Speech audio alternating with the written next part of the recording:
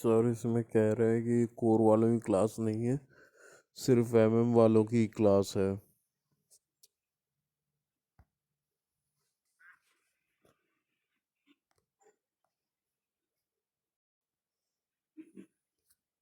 Voice है?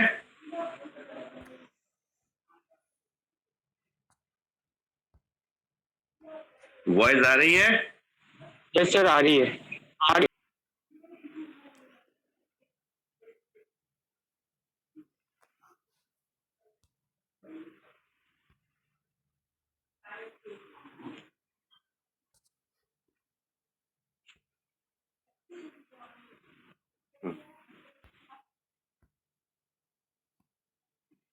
ये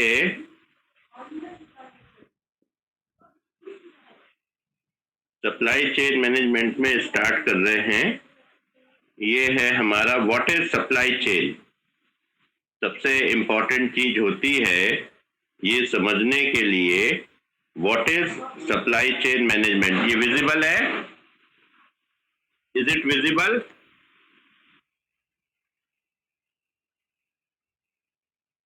visible है? Yes sir. हाँ यस सर, विजिबल है। हाँ। सो सप्लाई चेन का ये मीनिंग होता है कि जो एक पूरी की पूरी प्रोसेस होती है कि प्रोडक्शन होता है और वो एक पूरे रॉ मटेरियल से प्रोडक्शन, फिर प्रोडक्शन के बाद उसका जो कस्टमर्स तक आती है, ठीक है, उसके बाद हमारे जो पर्टिकुलरली रॉ मटेरियल से प्रोडक्शन में आती है, प्रोडक्शन से डिस्ट्रीब्यूशन, डिस्ट्रीब्यूशन से रिटेल और रिटेल से सीधे कस्टमर्स के हैंड में आती है। That is called supply chain. Clear हो गया?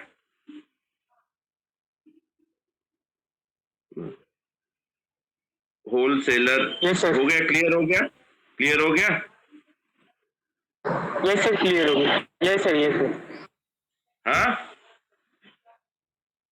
क्लियर हो रहा है? Yes sir, yes sir, yes sir. हाँ, तो ये जो पूरी की पूरी कंडीशंस हैं, this is from the and from the particular the particularly from the raw, then it goes to production, then it goes to the wholesaler, retailer and goes to customers. इसके बीच में ट्रांसपोर्टेशन का भी एक system होता है। Way after all इतना बड़ा जो वो है लॉट, हम कोई पैदल तो नहीं ले जाएंगे सिर पे रखकर, तो ये एक पूरा सिस्टम बनता है, that is called supply chain. ये क्लियर हो गया? Is it clear? Yes sir. Okay, so this is what we need to really understand, that overall जो भी ये सप्लाई इसमें ट्रांसपोर्टेशन की भी एक पूरी की पूरी यूनिट होती है और ये ट्रांसपोर्टेशन की यूनिट हमारी मेंटेन होती है। ये टॉपिक एमएम में किसी ने कवर तो नहीं किया सप्लाई चेन?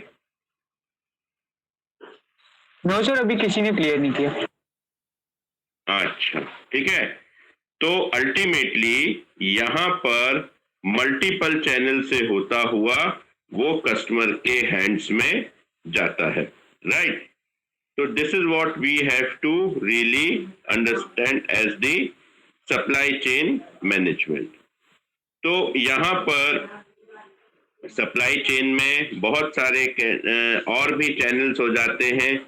इसमें प्रोड्यूसर्स हैं, फाइनेंस है, इंफॉर्मेशन प्रोवाइडर्स भी हैं। ये सब जो हैं इस काम को करते रहते हैं। प्रोड्यूसर्स मतलब जो कि आपके जो प्रोडक्शन है उसमें रहते हैं। अब एक प्रोडक्ट को बनाने में कई कंपोनेंट्स भी लगते हैं, जैसे हम मोबाइल है तो उसमें चिप भी लगेगा, उसमें बैटरी भी लगेगी, बहुत सारे, तो वो सारे कंपोनेंट्स के भी प्रोड्यूसर्स हो गए, वो सब ला करके एक जगह पर असेंबल होता है, तो मतलब वहां भी एक यूनिट इसकी बन जाती है। Is that clear? तो ये फुल एक प्रकार से सर्विसिंग की एक कंडीशन होती है, ठीक है। तो यहां पर ये जो भी कंडीशन रहती है, ये जो भी सिचुएशन रहती है, ये अपने सिचुएशन को फॉलो करती है, ठीक है। अब यहां पर जब भी हम देखते हैं तो इस कंडीशन में हमारा जो भी एक वो रहता है कंपोनेंट्स, ये मार्केट में पहुंचता है, और जब भी मार्केट में पहुंचता है तो हमारे पास में फाइनेंसर और इंफॉर्मेशन चैनल्स, अब ये भी एक बात होगी, और ट्रांसपोर्टर्स, ये यूनिट इसमें ऐड हो जाती है। तो फाइनली जब ये पहुंचता है कंपोनेंट कस्टमर के पास में, तो हमको एक चीज का ध्यान रखना पड़ता है कि ये एक प्रकार से वैल्यू, कस्टमर को एक वैल्यू प्रोवाइड करे। अगर वैल्यू वो प्रोवाइड नहीं कर रहा है तब उसका कोई मीनिंग नहीं है, ठीक है। तो इसलिए आप यहां पर देख रहे हैं कि यहां पर प्रोडक्ट्स, सर्विसेज, फाइनेंसेस, ये सब इन्वॉल्व हो जाते हैं इसमें। अगर लोग इसमें ट्रांसपोर्टेशन में है तो ट्रांसपोर्टेशन को परचेस करने के लिए, मेंटेन करने के लिए बैंक फाइनेंस भी होता है ना। ट्रक्स लेना है और दूसरे कुछ ट्रांसपोर्ट व्हीकल्स लेना है, तो ये इसके लिए क्या होता है, फाइनेंस भी अवेलेबल रहता है। तो ये एक पूरी की पूरी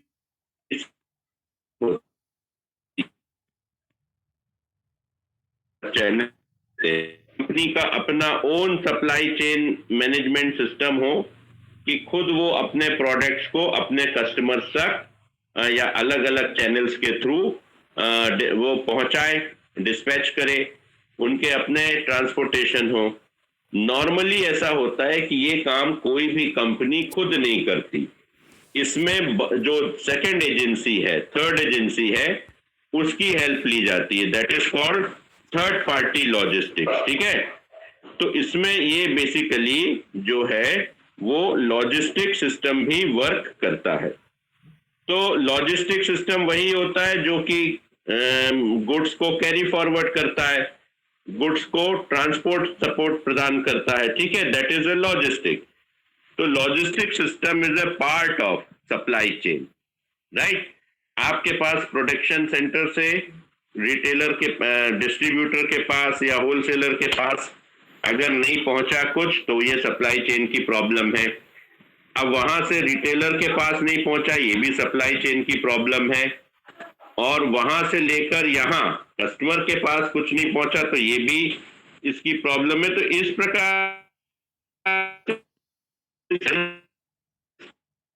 है, ये एक बात से हमारे साथ में एक वो करती है, सिचुएशन को फॉलो करती है, right.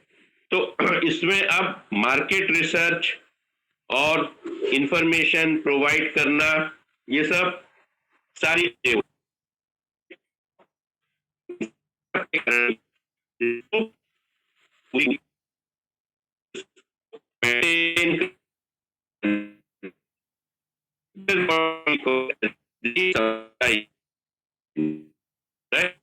now we have met all these things. How to manage, I think this for only manage supply chain. ये जैसे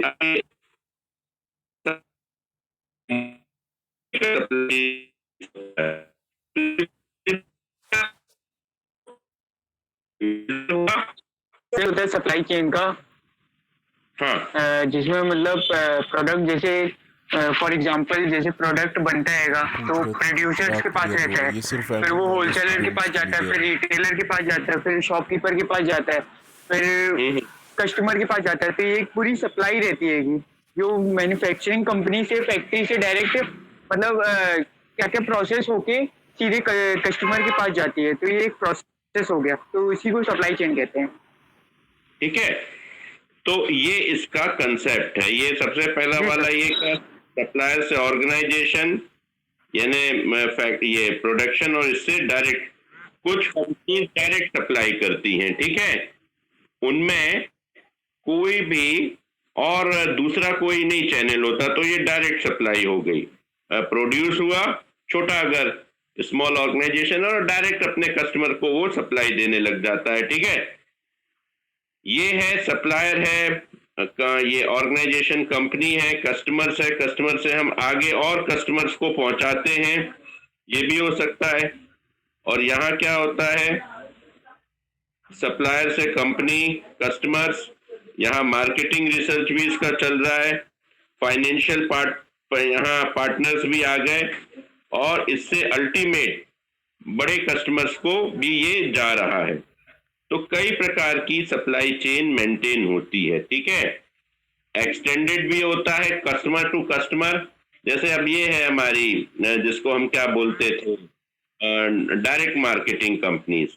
डायरेक्ट डिस्ट्रीब्यूटर नहीं होता था, तो कस्टमर टू कस्टमर ही जाता था। तो इस प्रकार से ये रिसर्च के थ्रू भी ये काम होता है। तो ये कंसेप्ट तीनों में क्लियर हो रहा है, कंसेप्ट में क्लियर हो रहा है। Supplier to company, company to customer, ये concept. Yes sir. Okay, right. अच्छा, ये एक काम करो, एमएम के मार्केटिंग मैनेजमेंट जो कोर्स है उसके स्टूडेंट्स को जरूर बोलो कि वो जुड़ जाए, मैसेज कर दो, ठीक है। Okay sir. तो हाँ, तो इस प्रकार से this is the concept of supply chain. अब यहां पर जो एक है, इसके अलग अलग डेफिनेशंस दिए गए हैं। Supply chain management requires traditionally separate material functions to report the executive responsible for coordinating the entire materials process, and also require the joint relationship with suppliers and across the multiple tiers। वही कि total जो supply होती है वो अलग अलग suppliers के through और अलग अलग चैनल जिसमें रिटेलर, डिस्ट्रीब्यूटर और ये आ जाते हैं, और this is what the thing is, what we call it as the supply chain management. Primary objective is to integrate and manage the sourcing. ये एक इंटीग्रेटेड फंक्शन है, ठीक है। इंटीग्रेटेड फंक्शन होने से क्या होता है कि इसमें जैसे अभी आपने ये देखा, ये सब लोग क्या लिंक है, ऑर्गेनाइजेशन, कस्टमर, बीच में रिटेलर भी आ जाएंगे, तो ये सब क्या होते हैं, लिंक है। तो लिंक मींस इंटीग्रेटेड एक पूरा फंक्शन होता है। सोर्सेस टू कस्टमर्स, पूरी एक चैनल होती है, राइट। एक आध बोला गया है इसकी स्ट्रेटेजी में, two or more firms in supply chain entering into a long term agreement. जैसे आपका मैं सप्लायर हूं, मैं आगे मार्केट में भेज देता हूं, आप मुझे एज अ प्रोड्यूसर कोई गुड्स देते हैं, तो मेरा काम है उसको मैंने आगे उसको बढ़ा दिया, है ना, उसको आगे आपके रिटेलर, डिस्ट्रीब्यूटर्स तक बना दिया। तो ये क्या हो गया, आपके और मेरे बीच का एक लॉन्ग टर्म एग्रीमेंट हो गया। तो हम लोग भी सप्लाई चैनल के पार्ट हो गए। जैसे यहां से हम अपने दूसरे कंट्रीज में कोई गुड्स भेज रहे हैं, तो वहां एक हमें मार्केट में डायरेक्ट हमें नहीं मालूम, वहां के मार्केट के बारे में हम कुछ नहीं जानते, तो हमने क्या किया, एक वहां पे एजेंसी हायर कर ली जो हमारे गुड्स को रिसीव करेगी और फिर आगे वहां के जो भी रिटेलर्स हैं, डिस्ट्रीब्यूटर्स हैं, उनको सप्लाई करेगी, राइट। तो ये हो गया हमारा, ये भी सप्लाई चेन का एक पार्ट हो गया अकॉर्डिंग टू दिस डेफिनेशन, ठीक है। द इंटीग्रेशन ऑफ लॉजिस्टिक्स, तो ये बेसिकली टोटल लॉजिस्टिक्स का ही पार्ट हो गया। एक डेफिनेशन इसमें है, managing the supply chain into synchronize with the customers with the flow of materials from suppliers in order to effect the balance between what are often seen as conflicting goals। तो ये सारी situation जो है supplier to customer manage होती है और एक relationship का कॉन्सेप्ट भी इसमें आ जाता है। अब मेन बात क्या है, रिलेशनशिप, क्योंकि सब लोग सालों से कई सालों से एक दूसरे के साथ जुड़े रहते हैं, तो इसमें एक रिलेशनशिप कंसेप्ट भी आ जाता है। ठीक है, देखो प्रोडक्शन कितना भी अच्छा हो, गुड्स कितने भी अच्छे हो, प्रोडक्ट्स कितने भी अच्छे हो, अगर सप्लाई चेन मैनेज नहीं होगा तो वो प्रॉपर प्राइस में कस्टमर के पास नहीं पहुंचेगा, और अगर वो प्रॉपर प्राइस में, तो फिर ये सप्लाई चेन हमारा बेकार है। तो हमको क्या करना है, टोटली सप्लाई चेन को मैनेज करना है, इस तरह से मैनेज करना है कि उसकी कॉस्ट मैनेज हो जाए और वो मीनिंगफुल कॉस्ट में, जो हमने प्रॉमिस किया है उसी कॉस्ट में कस्टमर तक पहुंचे, और जब उसी कॉस्ट में पहुंचेगा तभी उसका प्राइस भी हम वही चार्ज करेंगे। अगर हमने रिटेल प्राइस लिखा है 12 रुपीज, तो 12 रुपीज के अंदर हमारी कॉस्ट और हमारे प्रॉफिट्स मेंटेन होना चाहिए, तब तो वो सप्लाई चेन का कोई मीनिंग है, अदरवाइज उस सप्लाई चेन का कोई मीनिंग नहीं है। राइट, तो एक प्रकार से इंटरफेसिंग एंड इंटीग्रेशन, चाहो तो नोट कर लो, कॉम्बिनेशन ऑफ डिफरेंट चैनल्स, ये एक पूरा का पूरा सप्लाई चेन रहता है। ठीक है, तो इसमें मैन्युफैक्चरिंग, परचेजिंग, डिस्ट्रीब्यूशन, सेल्स, ये सब आता है। It is a shared object, supply is a shared object. इस लाइन पे ध्यान दो, तो ये पूरा का पूरा एक शेयरिंग कंसेप्ट पर काम करता है, अलग अलग चैनल्स के लोग इसको शेयर करते हैं। ठीक है, this is what we need to really understand and this is what we need to really follow. Supply chain management deals with the total flow of materials, ये भी आपको बता दिया है, इंटीग्रेटिव फॉर्म में होता है। राइट, तो अब इसकी एक मैनेजमेंट की एक सिस्टम होता है, कैसे ये काम करता है। ठीक है, तो इसके बारे में अब हम लोगों ने बेसिक्स तो समझ लिया है, पर इसमें 3 चीजें होती हैं। First is system approach. System approach मतलब सबका अपना अपना रोल डिफाइन होता है। राइट, सबका अपना अपना रोल जो है वो मैनेज होता रहता है। ठीक है, और ये सप्लाई चेन मैनेज होने से उसकी इन्वेंट्री भी रहती है, और अल्टीमेटली उसकी इन्वेंट्री होने से वो हमको दिखता है। तो अल्टीमेटली ये जो है सप्लाई चेन, इसमें मैनेज होता है और ये अपनी इन्वेंट्री को भी मैनेज करता है। ठीक है, मतलब जो भी हमारे गुड्स हैं वो आ रहे हैं होलसेलर के पास, और होलसेलर से कस्टमर के पास जा रहे हैं, रिटेलर के पास जा रहे हैं, तो ये एक सिस्टम अप्रोच हो गया। Strategic orientation towards cooperative efforts का मतलब क्या है, टू सिंक्रोनाइज, यानी पूरा वर्क जो सप्लाई में हो रहा है हमारा रॉ मटेरियल से लेकर कस्टमर तक, वो एक प्रॉपर डायरेक्शन में हो रहा है और सब लोग अपना रोल इफेक्टिवली प्ले कर रहे हैं। और अगर ये रोल इफेक्टिवली नहीं प्ले होता है तो फिर हमारा जो है रोल अगर इफेक्टिवली प्ले नहीं हो रहा है, तब हम इसको क्या करते हैं, इसकी मतलब ये कह सकते हैं कि इसकी स्ट्रेटेजी प्रॉपर नहीं है। तो स्ट्रेटेजिक होना बहुत जरूरी है। राइट, ये स्ट्रेटेजिक होना बहुत जरूरी है। Strategic orientation towards the cooperative efforts to synchronise and convergent intra firm and inter firm operational and strategic capabilities into unified whole. Right, तो ये एक स्ट्रेटेजिक ओरिएंटेशन होता है, और ये स्ट्रेटेजिक ओरिएंटेशन होने के कारण सारी सिचुएशंस जो हैं ये मेंटेन रहती है, और ये मेंटेन होने के बाद हम अपनी इस सिचुएशन को आगे लाते हैं और इसी पूरे सिस्टम के थ्रू ये वर्क करता है। अब थर्ड चीज बताई है, customer focus to create unique and individual source of the customer value leading into customer satisfaction. Yes, now basically ये क्या होता है कि एक प्रकार से कस्टमर को एक यूनिक सॉल्यूशन मिलता है अपनी, हम आपको जहां चाहिए आपको मिल गया, आपने गए स्टोर में गए आपको वो प्रोडक्ट मिल गया, आप यहां गए आपको वो प्रोडक्ट मिल गया, तो सब कुछ आपको मिल रहा है। इसका मतलब ये है कि टोटल सिंक्रोनाइज मतलब सफलतापूर्वक आपस में एक दूसरे के साथ परफेक्ट कोऑपरेशन के साथ, कोऑर्डिनेशन के साथ गुड्स आपके जगह तक पहुंचते हैं। ठीक है, ये कंसेप्ट क्लियर हुआ या नहीं? कंसेप्ट क्लियर है या नहीं? वॉइस आ रही है? क्लियर है सर। तो ये कंसेप्ट क्लियर हो रहा है या नहीं हो रहा?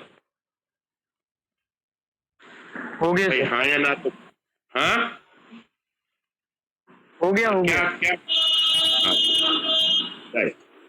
तो यहाँ पर जो भी एक सिचुएशन रहती है उस पर हम लोग काम करते हैं। ठीक है, तो ये सप्लाई चेन पूरी की पूरी एक सिस्टम होता। अब इसमें सप्लाई चेन में कौन कौन सी एक्टिविटीज हो गई?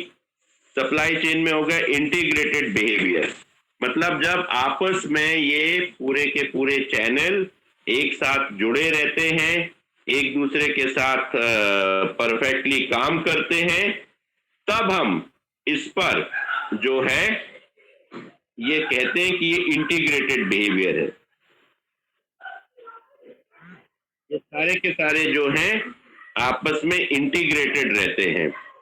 ठीक है, म्यूचुअली शेयरिंग इंफॉर्मेशन, प्रोड्यूसर अपने जो सप्लायर है उसके साथ कंटिन्यूअसली टच में रहेगा, कितना प्रोडक्ट भेजना है, कितना नहीं भेजना है, कितना करना है, कितना कहाँ भेजना है, ये सारी बातें इंफॉर्मेशन शेयर होती रहती है। रिटेलर और डिस्ट्रीब्यूटर के बीच में इंफॉर्मेशन शेयर होती है और कस्टमर और रिटेलर के बीच में इंफॉर्मेशन शेयर होती है। That is the most important thing. तो इस प्रकार से ये सारी सिचुएशन आपस में शेयर होती रहती है और जब भी ये काम होता है तो इंफॉर्मेशन हमारी आपस में वर्क होती है। ठीक है, that is what we need to really understand. तब इस प्रकार की कंडीशन पर हम काम करते हैं जिससे कि इंफॉर्मेशन हमेशा एक दूसरे के पास आती रहती। Mutually sharing the risk. अब कंपनी से चला कोई, मान लो आपका कोई है ना, कुछ आपका लोडिंग हुआ, कुछ सामान रास्ते में एक्सीडेंट हो गया, कुछ हो गया तो वो नुकसान हो गया, गुड्स खराब हो गए, गिर गए कहीं, तो ये रिस्क वाली बात भी रहती है। This is also very important thing. तो यहाँ आपस में एक दूसरे की फिर अंडरस्टैंडिंग रहती है और एक एग्रीमेंट रहता है कि इतना परसेंट आप क्लेम करोगे, इतना परसेंट मैं क्लेम करूंगा। एक दूसरे के साथ ऐसा एक एग्रीमेंट या अंडरस्टैंडिंग रहती है, राइट। कॉपरेशन, इसमें कॉपरेशन की बात भी रहती है कि जैसे आपने ऑर्डर प्लेस किया, जिस तरह से आपने ऑर्डर प्लेस किया उसी तरह से आपको क्या हुआ, एक रिस्पॉन्स मिला, राइट। और इस तरह से जब भी आपको रिस्पॉन्स मिलता है तब आप उस रिस्पॉन्स को क्या करते हैं, आगे वो करते हैं, एग्जीक्यूट करते हैं। तो होता क्या है, रिटेलर से ऑर्डर जाता है कंपनी में, ठीक है, कंपनी ऑर्डर रिसीव करती है, उसको फॉलो करती है, एनालाइज करती है और वापस वो अपने सप्लाई चेन में उसको डाल देती है गुड्स को। तो इस प्रकार से ये एक दूसरे के साथ जो है वो क्या होता रहता है, हमारा गुड्स एक्सचेंज होता रहता है, इंफॉर्मेशन एक्सचेंज होती रहती है। ठीक है, the same goal and the same focus on serving the customers. सभी का ध्यान अपने कस्टमर्स को फोकस करने में लगा रहता है, सभी का ध्यान अपने कस्टमर्स को कंसंट्रेट करके कि भाई बेस्ट उनको सर्विसेज मिले, बेस्ट टाइम में, बेस्ट प्राइस में और बेस्ट सिचुएशन में हम उनको दें।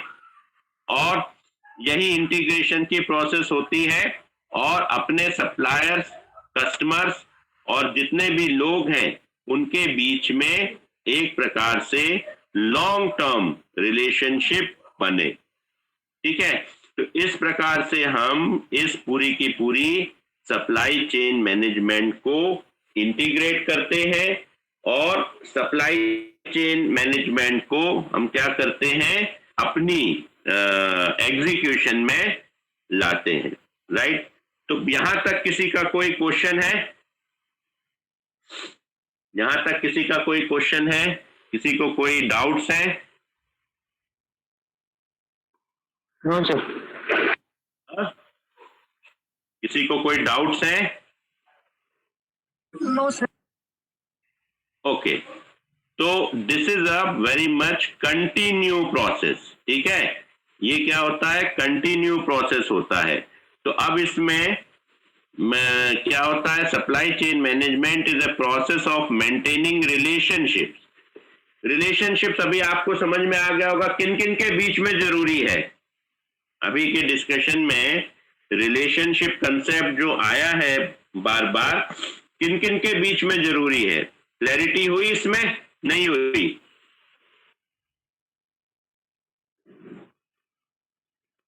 इसमें क्लैरिटी हुई या नहीं हुई?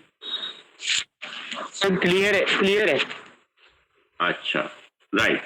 और कस्टमर सर्विस, जब रिटेलर या स्टोर में टाइमली हमको गुड्स मिल रहे हैं तो that is also a part of our customer service. ठीक है, this is what we need to understand.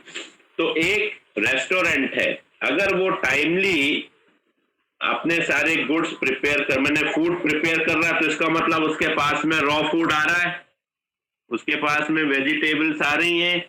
अब वही सब काम जो है हम कस्टमर को भी टाइमली दे रहे हैं, सब कुछ टाइमली हमारे पास स्टॉक में भी है। इसमें एक इंपॉर्टेंट बात ये भी हो गई कि स्टॉक्स हमारे बराबर मेंटेन है। तो ये सिचुएशन के अनुसार हम उसको टोटली मेंटेन कर रहे हैं, है ना।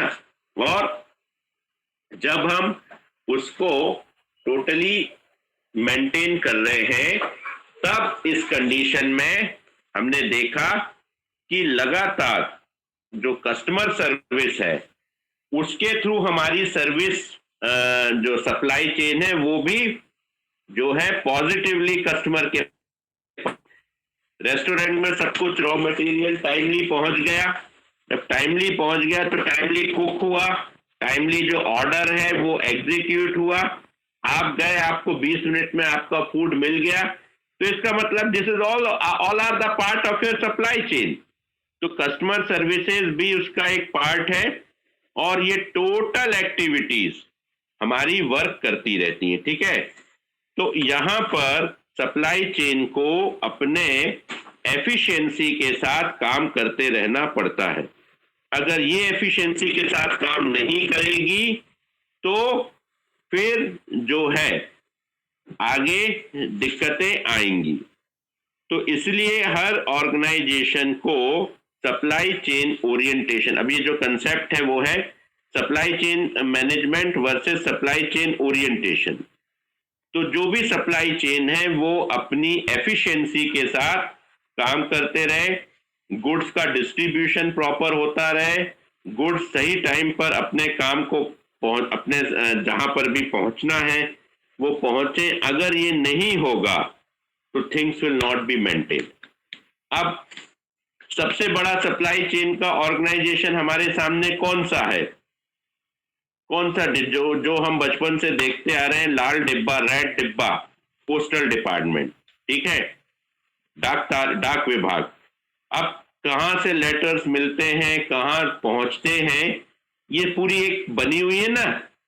दिस ऑल्सो सप्लाई चेन, बना या नहीं? आपने तो लेटर पोस्ट कर दिया या स्पीड पोस्ट कर दिया, उसके बाद जो जिस सिस्टम से वो अगले जिसको आपने लेटर लिखा है रिसीवर को पहुंचता है, ये भी एक सप्लाई चेन का पार्ट है। Is that clear? Courier services जो रहती हैं वो भी इसी तरह से काम करती हैं। तो गुड्स और सप्लाई जो है वो आपके लिए टोटली वर्क करते हैं। Is that clear? Is that okay? बात समझ में आ रही है? Yes sir. हाँ, ठीक है। तो सप्लाई चेन ओरिएंटेशन होना भी बहुत जरूरी है, और सप्लाई चेन ओरिएंटेशन अगर नहीं होगा तो मतलब क्या है कि कंपनी के अंदर सप्लाई चेन ओरिएंटेशन का मतलब ये है कि अपने कस्टमर को सही समय पर ये मिले अपने गुड्स, और ये प्रोफेशनलिज्म आपके अंदर रहे, तब आप इसको अच्छे से कर सकते हैं। ठीक है। तो पहले ये सब काम जो होता था मैन्युअली होता था। आपने भेज दिया, आपको मालूम है 2 दिन बाद पहुंचेगा कोई लेटर, आपने फोन करके पूछ लिया भैया लेटर मिल गया, हाँ ठीक है। अब आपके पास में क्या होता, आप एक लेटर डालते हो, मैंने जैसे स्पीड पोस्ट करते हो या कुरियर करते हो, तो ट्रैकिंग का एक सिस्टम है, मालूम है ना? यस और नो? आप अपनी पोस्ट जो डालते हो, मतलब जो भेजते हो स्पीड पोस्ट वगैरह, उसको ट्रैकिंग से देख सकते हो, ये मालूम है या नहीं? Yes sir. सर लेकिन बस स्पीड पोस्ट में रहता है। हाँ, स्पीड पोस्ट में रहता है। भाई आप 5 रुपए में कहाँ ट्रैकिंग देंगे भाई, है ना? कम से कम उसका चार्ज भी तो निकले गवर्नमेंट का। यस और नो? तो कुरियर जो है, कुरियर भी जो अच्छे रहते हैं बड़े कुरियर, उनमें सब में ट्रैकिंग का सिस्टम रहता है कि आपका कंसाइनमेंट मतलब जो भी आप बुक करते हो वो टाइमली पहुंचा है या नहीं, किस स्थिति में। तो पहले हम इसको मैन्युअली देखते थे, आजकल हम इसको इलेक्ट्रॉनिकली देख लेते हैं, इलेक्ट्रॉनिक डेटा इंटरचेंज। ठीक है। तो ये इलेक्ट्रॉनिक सिस्टम के थ्रू हम इसको देख सकते हैं। तो ये part of our supply chain totally होता है। ठीक है। This is what we need to really understand. तो अब ये जितना हम लोगों ने डिस्कशन में लाए हैं, ये एक पूरा का पूरा हमारा कंसेप्ट हो गया। सप्लाई चेन ओरिएंटेशन, इसमें 2 व्यू हैं, एक तो सिस्टमैटिक व्यू है और एक स्ट्रेटेजिक व्यू है। ठीक है। यहाँ कई सारी कंपनीज होती हैं, इंफॉर्मेशन शेयरिंग, एक दूसरे के साथ रिस्क शेयर करना, कॉपरेशन, गोल्स फोकस होना चाहिए, लॉन्ग टर्म रिलेशनशिप होना चाहिए, और इंटर फंक्शनल कोऑर्डिनेशन एक दूसरे के साथ। जैसे पैकेजिंग डिपार्टमेंट है तो सही टाइम पे पैकेजिंग करके भेज दे, ट्रांसपोर्टेशन डिपार्टमेंट सही समय पर ट्रांसपोर्ट की व्यवस्था कर दे, और जो एक दूसरा डिपार्टमेंट जिसका काम है ऑर्डर को प्रोसेस करना, वो सही टाइम पर पूरे बिल्स विल्स क्लियर कर ले। ठीक है। क्योंकि रास्ते में हमको देखना पड़ता है कि टैक्स वगैरह भी पूरा पेड है या नहीं है। आजकल तो बाहर जाने वाले गुड्स पर जीएसटी भी लगता है, और वो सब हम लोगों का वो है या नहीं। ठीक है। पहले आप क्या करते थे, टोल टैक्स पर पूरा रुक करके देते थे, आजकल आप क्या कर देते हो, फास्टैग हो जाते हो। फास्टैग का कंसेप्ट मालूम है?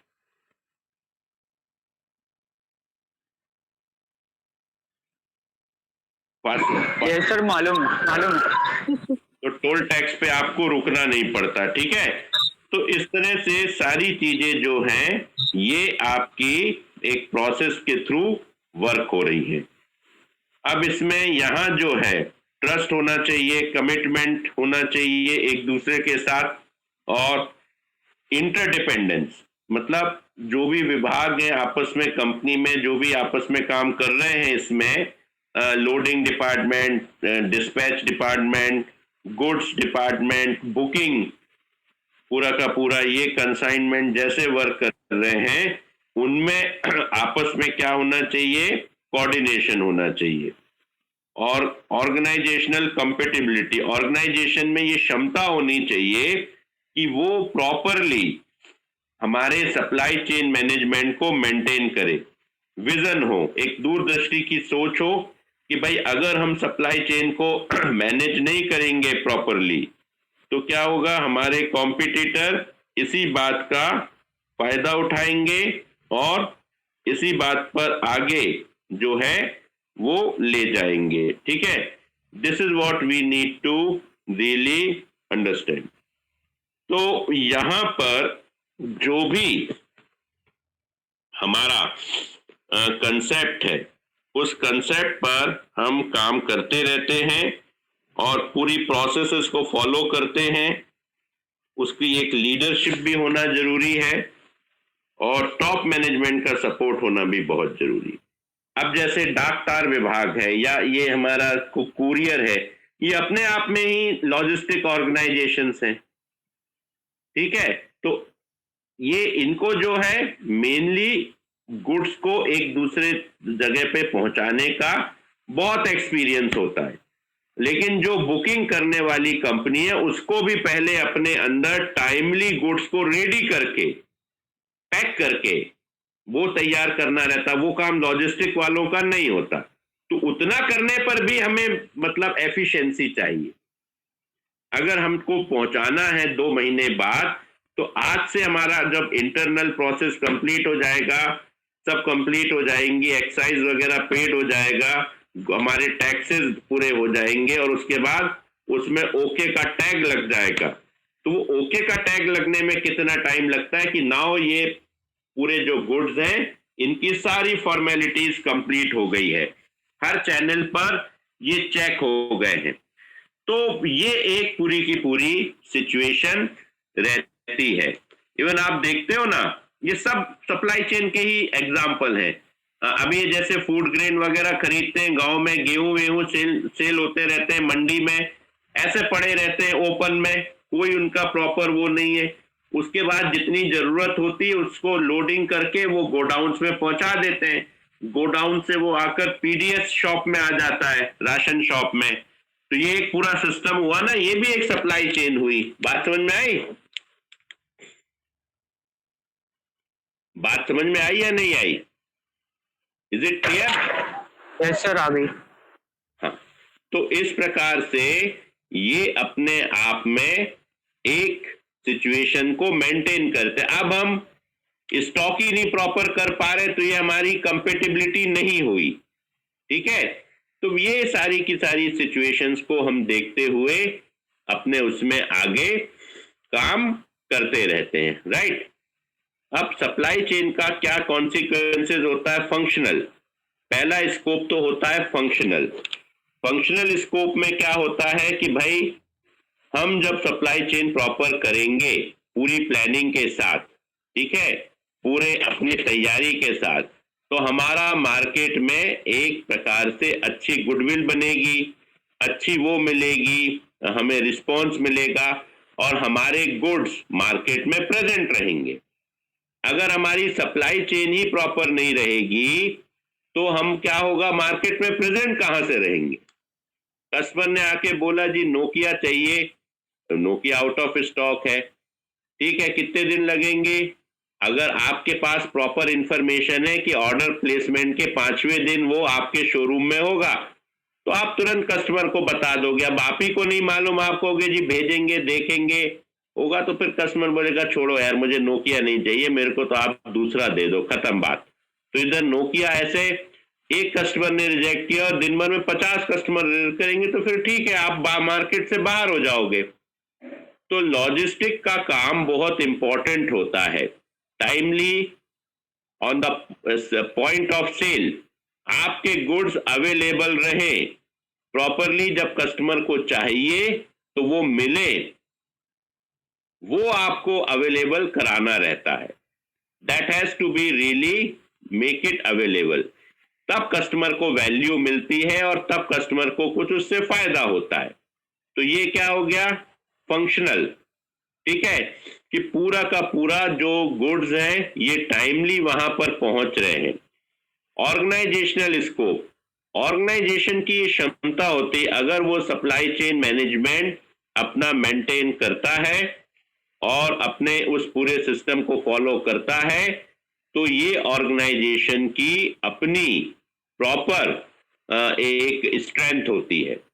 इसी के कारण नेटवर्किंग स्ट्रांग होती है। बाकी के बाकी जैसे भी हमारे जो पार्टनर्स हैं, सप्लायर्स हैं, जो भी हमारे जो डिस्ट्रीब्यूटर्स हैं, जब भी चाहते हैं हमें गुड्स मिल जाते हैं और प्रॉपरली हमें प्रॉब्लम नहीं होती, मार्केट को प्रॉब्लम नहीं होती। ठीक है, अब जैसे डिस्ट्रीब्यूटर को इस समय डिमांड है, तब डिस्ट्रीब्यूटर ने टाइमली आपको ऑर्डर प्लेस कर दिया, अब आपकी तरफ से नहीं गया तो फिर ये आगे जाकर रिलेशनशिप को भी खत्म करता है, क्योंकि डिस्ट्रीब्यूटर को भी गुडविल अपनी मार्केट में खोनी पड़ती है और आपको भी करनी पड़ती है।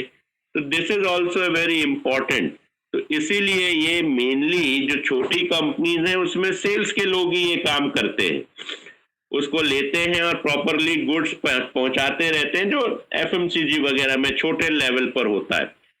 लेकिन बड़ी कंपनीज में ये एक बहुत बड़ा चैलेंज होता है कि कैसे हम प्रॉपर मार्केट में सप्लाई को मेंटेन रखें। तो इतने लोग जो होते हैं उसमें एक मार्केटिंग होता है, सेल्स होता है, रिसर्च डेवलपमेंट, इनका भी कॉपरेशन जरूरी है कि टाइमली रिसर्च की रिपोर्ट आ जाए। फिर फोरकास्टिंग, मार्केट में कितने गुड्स की अभी हमें रिक्वायरमेंट है, इसकी एक फोरकास्टेड फिगर हमारे पास होना चाहिए। अदरवाइज वहां कोई रिक्वायरमेंट नहीं और हम सप्लाई पे करे जा रहे हैं तो वो हमारा लॉस होगा, ओवर हो जाएगा। ओवर प्रोडक्शन भी नहीं होना चाहिए, वो जाके कॉस्ट जो है वो ओवरहेड कॉस्ट को लॉस करता है। परचेजिंग का क्या पैटर्न है, कौन से गुड्स की ज्यादा, अब जैसे 20 ग्राम सेट, 100 ग्राम सेट, 300 ग्राम सेट, किसको ज्यादा लोग परचेज कर रहे हैं, that is what required. Logistic system क्या है, कैसे पहुंचता है, ये भी देखना बहुत जरूरी। तो हमारे गुड्स की क्वांटिटी, हमारे गुड्स की रिक्वायरमेंट, उसके हिसाब से हम ट्रांसपोर्ट बुकिंग करते हैं। छोटी रिक्वायरमेंट है तो हम उसके लिए बड़े बड़े कॉस्टली ट्रक्स नहीं करेंगे, तो कभी ट्रेन से, कभी ट्रक से, कभी छोटे ऑटो से, या अपने कुरियर से, या ट्रेन से, या फिर कई बार एयर कंसाइनमेंट से, जो भी को एयर कार्गो से, जैसी रिक्वायरमेंट जहां की होती है वी यूज इट, और इंफॉर्मेशन हमारा पूरा का पूरा बना रहता है। कब गुड्स को ट्रैक किया, कब गुड्स रिसीव हो गए, और वहां से एक पूरा प्रॉपर मैसेजिंग हमारे पास में आ गया कि दैट गुड्स आर डिलीवर्ड, जैसे ट्रैकिंग में आपको दिख जाता है। फाइनेंस, अब इसके साथ साथ क्या होता है कि कई फाइनेंस कंपनीज भी इसमें अपना देखती हैं, बेनिफिट पोटेंशियल होता है, क्योंकि उसमें उनको क्या लेना है, ट्रक्स खरीदना है, पूरा का पूरा एक नेटवर्क मेंटेन करना है। ये सब सारी की सारी सिचुएशंस हमारे सामने रहती हैं। तो फाइनेंस भी आ गया। Customer services, this is what our topmost requirement, कि जब भी कस्टमर कोई चीज वांटेड चाहे, उसकी रिक्वायरमेंट हो, it should goes to customers hand timely. तो ये पूरा का पूरा हमारा एक कंसेप्ट था जिसने हमको इनिशियली क्या होता है ये मार्केटिंग रिसर्च, सप्लाई चेन, ये बताने की कोशिश की, राइट। तो यहां तक बात क्लियर हुई, यहां तक बात क्लियर हुई या नहीं हुई? हो गई सर। हाँ, क्या क्लियर, हाँ क्या क्लियर हुआ, क्या क्लियर हुआ?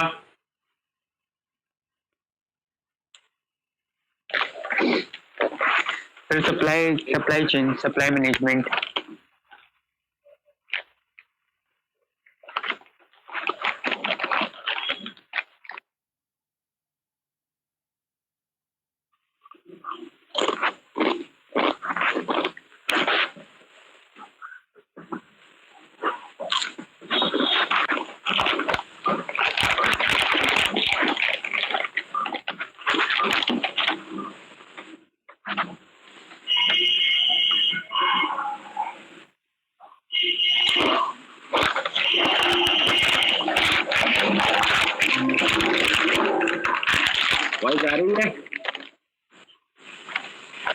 वॉइस आ रही है?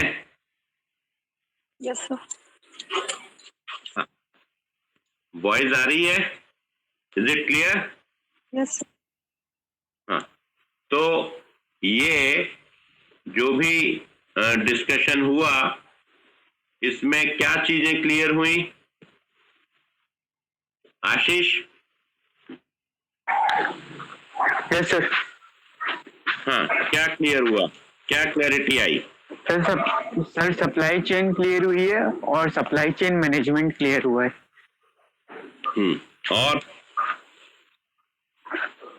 और सर मतलब कैसे सीक्वेंस वाइज मतलब सारे काम करने चाहिए, कैसे अपना स्टॉक मेंटेन करना चाहिए, ये भी एक सीक्वेंस हैगा, ये भी एक सप्लाई हैगी। कैसे कंपनी से सामान बनता हैगा फिर कस्टमर तक जाता हैगा, वो पूरा एक सप्लाई चेन बनी हुई है, तो उसको भी पूरा मेंटेन करना पड़ता है ताकि कस्टमर्स को टाइम पे उनका मनचाहा प्रोडक्ट मिल सके और कंपनी मार्केट में बने रहे। Right, this is what we need to really work. तो ये हो गया। अच्छा, अभी सप्लाई चेन मैनेजमेंट की एमएम में किसी ने क्लास ली है?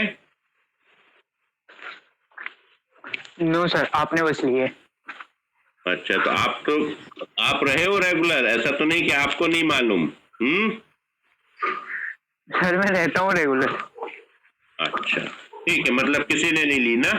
राइट, तो ये जो है ये, हाँ, ये जो है that is what we need to discuss. Right, तो अब ये इसमें जो है हमारा सिलेबस हम देख लेते हैं एक बार। आपको इसका सिलेबस देखा है आपने? सप्लाई चेन मैनेजमेंट का सिलेबस देखा है? हाँ, तो ये सिलेबस दिख रहा है? Is it visible? ये विजिबल है भाई? यस सर, विजिबल है। हाँ, तो ये हमारा इंट्रोडक्शन टू सप्लाई चेन ये हमारा हो गया पूरा। इसका भी आपको स्टडी मटेरियल दे देंगे, ठीक है, इन्हीं नोट्स में मिल जाएगा। इज दैट क्लियर भाई? सुन रहे हो? ओके सर, है ना? Supply chain orientation. हाँ, क्या बोल रहे? कुछ बोला? कुछ बोला? डाउट है तो पूछो। No, sir, no doubt. हाँ, सप्लाई चेन ओरिएंटेशन, इसमें दो बातें आ गई। एक तो सिस्टमैटिक ओरिएंटेशन होता है और एक स्ट्रेटेजिक ओरिएंटेशन होता है। राइट, ये पार्ट आ गया, इसी नोट्स में है। Okay, is that clear Ashish? Yes sir.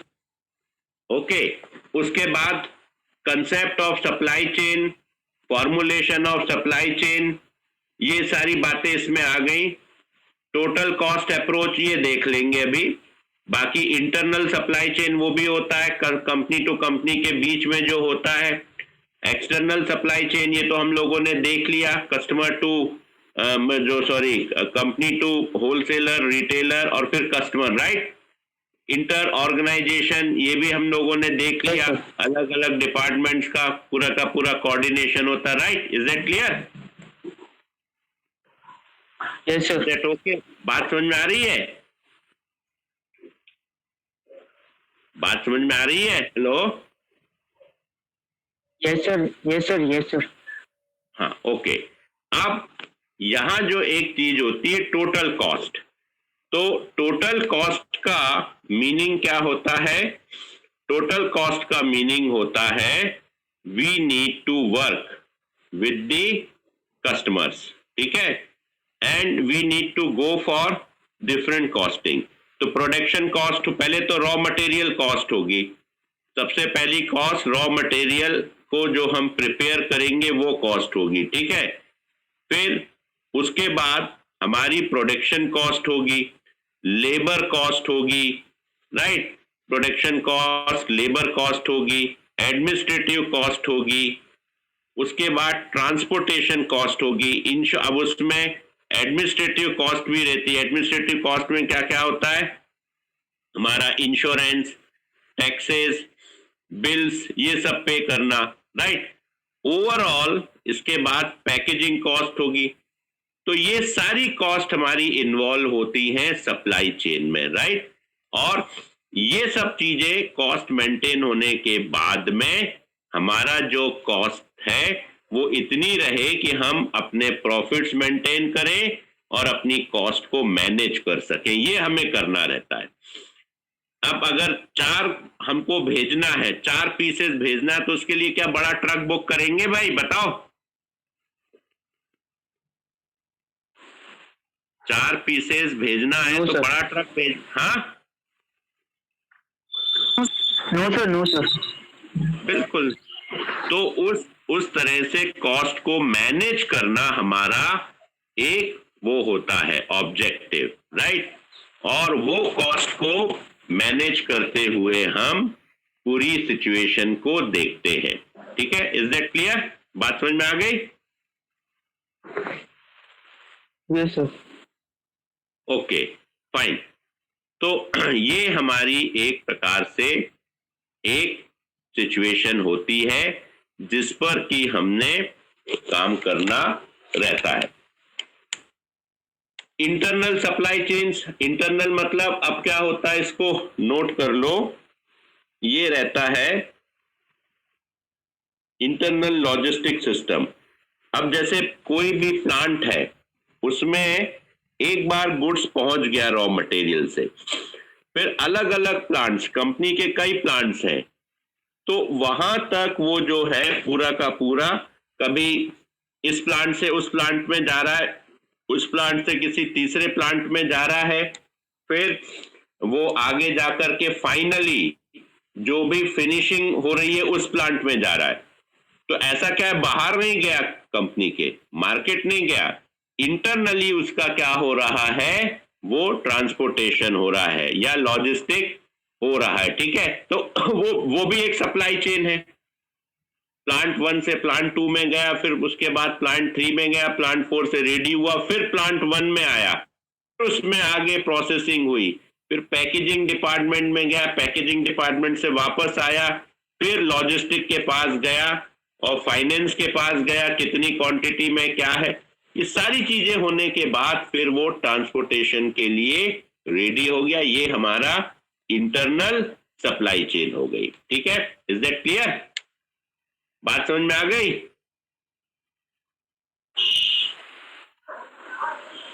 Yes sir. आई या नहीं आई? मतलब नहीं आई तो पूछो भाई, कहीं दिक्कत है क्या? नहीं सर, आ गई। ओके। अब ये है री इंजीनियरिंग द सप्लाई चेन। री इंजीनियरिंग का मतलब होता है सारी प्रोसेस को हम स्ट्रीमलाइन करते हैं।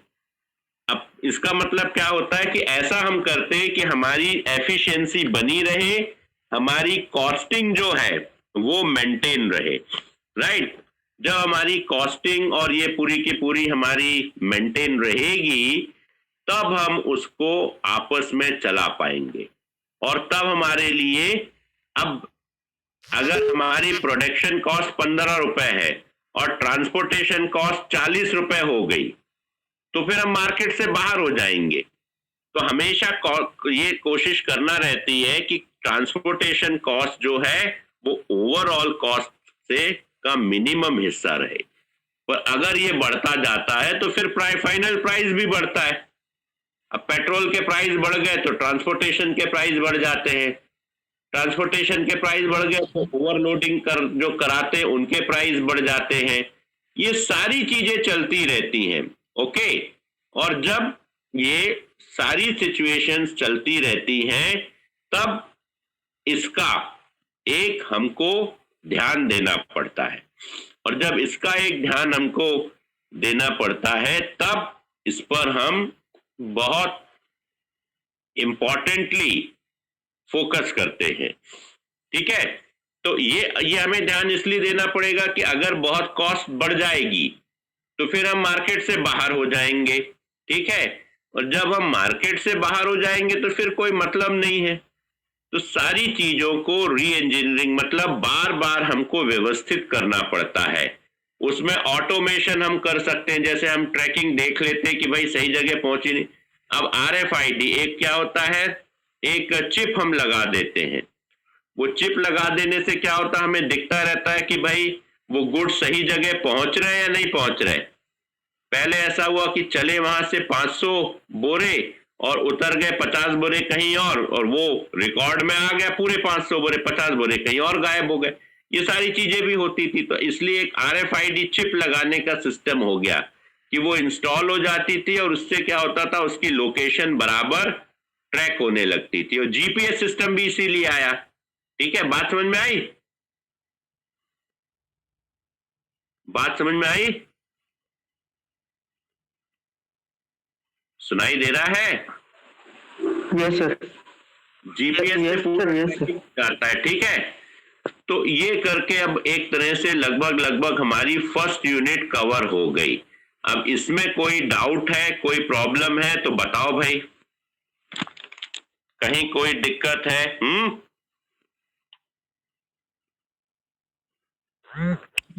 बताओ।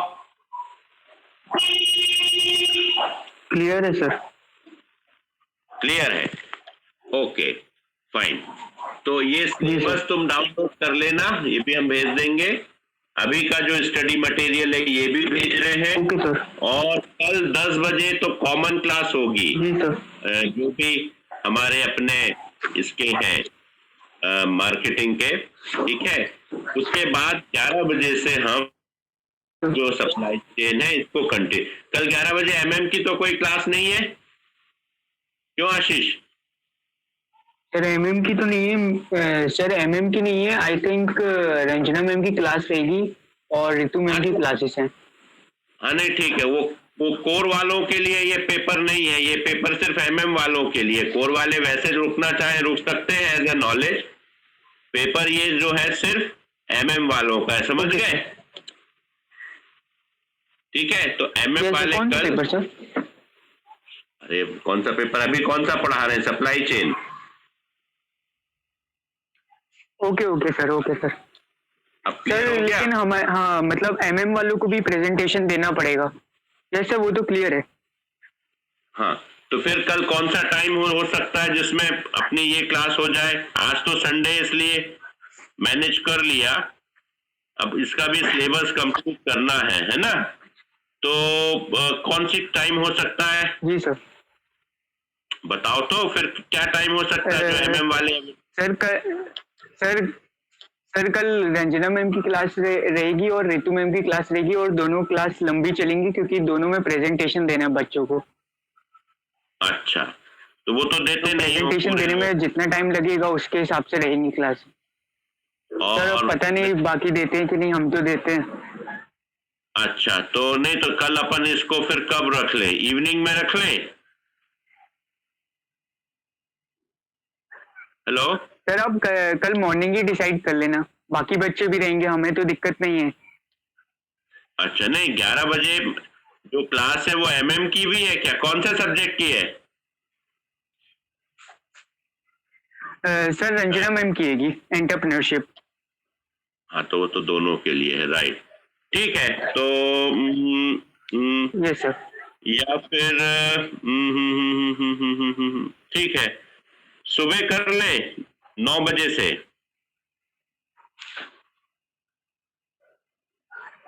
सर आप बाकी बच्चों को रिमाइंड करवा देना, हमारी सुनते नहीं है बच्चे फिर। नहीं, आपको कोई को सुनाना नहीं है, मैं अपनी क्लास का टाइम फिक्स कर रहा हूँ। जो नहीं आएगा वो बाहर है, खत्म बात। आज भी हमने नोटिस डाला था, इज दैट क्लियर? आप अपना टाइम बताइए, पढ़ने वाले आप हैं। आपको 9 बजे कोई दिक्कत है? आपको कोई दिक्कत है? No sir. बस ठीक है। No sir. ठीक है, ये बस कंप्लीट करना है, तो एक एक से पूछ के तो नहीं होगा, या तो टाइम बताओ, है ना? तो ठीक है, फिर कल जी सर। प्रेजेंटेशन नॉर्मली 2 या 3 बजे भी कोई क्लास रहती है? सब 3 बजे सर रितु मैम की रहेगी फिर। कितने बजे? सर 3 बजे तो नहीं है, फिर 4 बजे स्किल डेवलपमेंट की क्लास है। 3 बजे कोई क्लास है? 3 से 4? नो सर, 3 से 4 कोई क्लास नहीं है। ठीक है, तो फिर कल 3 बजे कर देते हैं, राइट? mm की। तो बैटरी चार्ज ओके करना पड़ता है। Okay sir no problem. जी सर। ठीक है, ओके फाइन, ठीक है।